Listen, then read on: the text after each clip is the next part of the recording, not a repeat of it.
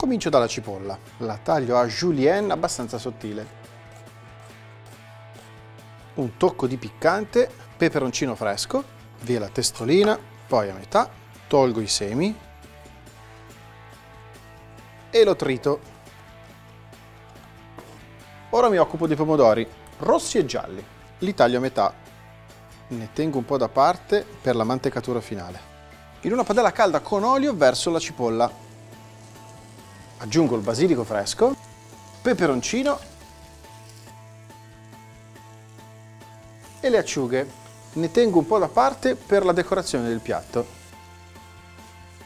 Copro con coperchio e lascio cuocere 15 minuti a fuoco basso. Posso buttare la pasta. Via il coperchio, la cipolla è bella stufata, posso togliere il basilico e aggiungere i pomodorini. Ne tengo qualcuno da parte per la decorazione finale. Aggiungo un po' di acqua di cottura e faccio cuocere.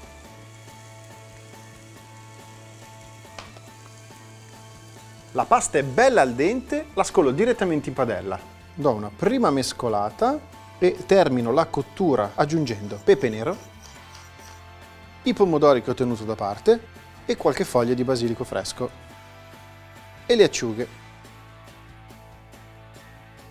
Un'ultima saltata e possiamo impiattare.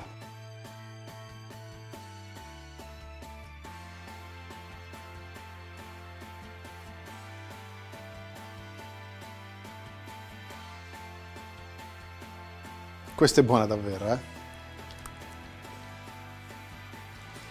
Ciao ragazzi!